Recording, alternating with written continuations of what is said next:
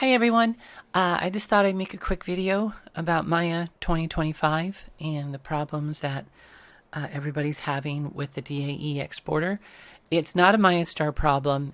It is that Autodesk somehow messed up the plugin for the DAE exporter that comes with Maya. It's this one right here. If you go to Plugin Manager, and I just typed in FBX in the search, and it's this one right here. When they updated it in 2024, the plugin version was 2020.3.2, and they updated it to 0.6, and now it doesn't work. Autodesk has been made aware of the problem back at the end of June, and we were hoping that when they came out with the update for Maya 2025 in July, that it will have contained the fix for this particular problem. But it didn't. I'm on the latest version. I think it was July, or maybe it was early August, when the last update came out. And I just updated yesterday as the making of this video. And so I'm up to date with Maya 2025.2, and it didn't contain the fix. So they're aware of the problem, and hopefully they'll get it fixed in hopefully the next update for Maya 2025.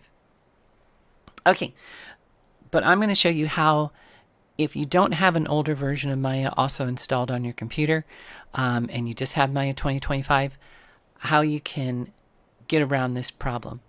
Okay, so here's my dress. It's just a practice dress I was working on, and it's rigged. It's ready to export out as a DAE. But we're gonna, instead of exporting out as a DAE, we're gonna export it out as an FBX.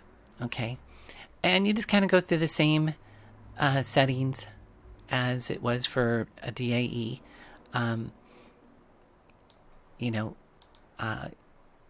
So it's the same settings. You make sure skins is turned on. You don't have to have blend shapes turned on. This is grayed out unless you have animations turned on up there.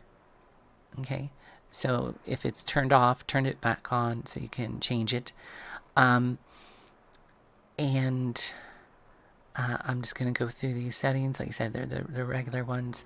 I turn off cameras. I turn off lights. None of this is on, although you could put skeleton definitions on, I guess, if you want, but it seems to work just fine with it off. Make sure children's is on, input connections is on. Don't know if you absolutely have to have those. I always turn off automatic, and now my avatar is set to the meter scale, the big avatar, which is how large the avatar is in Second Life. Let me cancel that. So you can see there's the grid, how small it is. So I went into meter scale because it's just easier to rig with the avatar big versus the avatar really tiny. So this is actually the size the avatar is in Second Life. And because it's just easier to get your camera in and to move around when you're selecting vertices when it's big versus when it's small. Okay. So, whoops. Okay. So let me go back to export selection. Okay.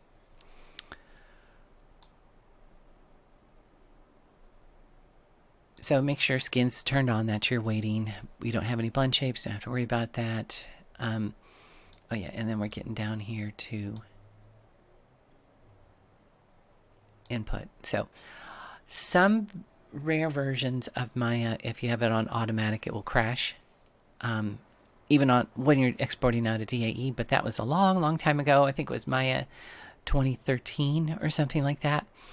But I usually turn off automatic, and if you're doing a large avatar like I'm doing, it's centimeters. If it's the tiny avatar that if you like to rig on that, I think it would be meters that you would set it to. And of course I changed it to Z-up axes for Second Life. And I turn off these. These never give you any information that's worth even looking at. Okay, so here's the thing that you really have to do. You're going to have to switch it from, 2020 to 2013.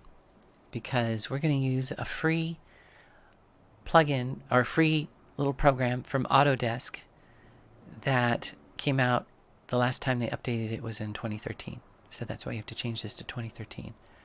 And I don't see anywhere in here where you can turn on or off triangulate.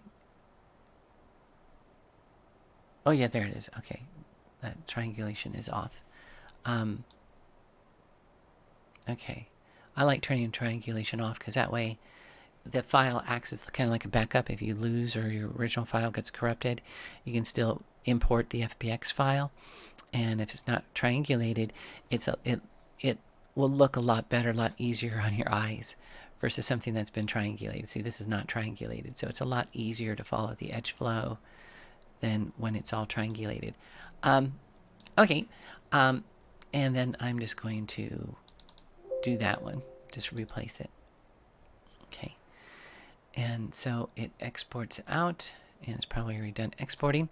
Okay, so now I'm going to pause it, and I'm going to show you where to get the free Autodesk FBX converter from Autodesk itself, so you know it's safe.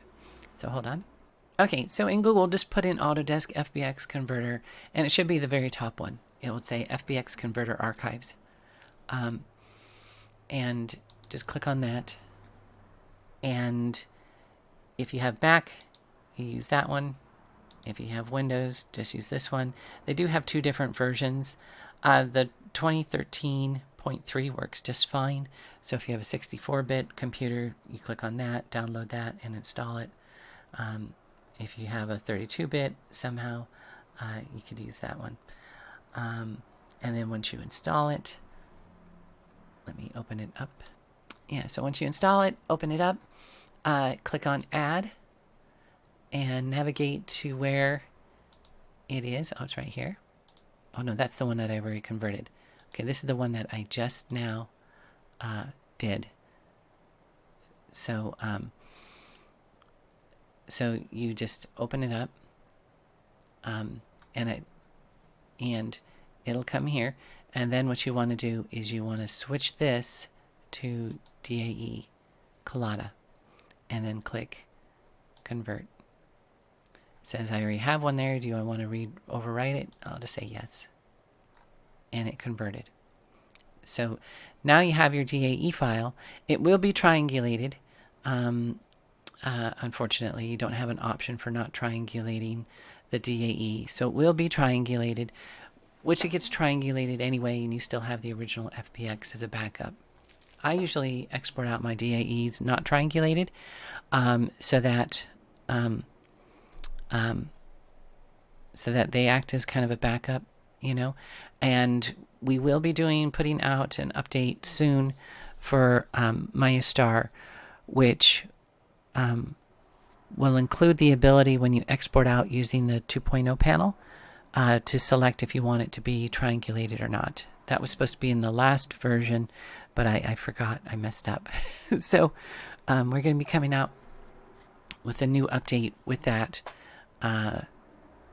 so that's working properly, so that people can triangulate or not triangulate. Because the Linden Lab DAE uploader, mesh uploader, will triangulate it automatically.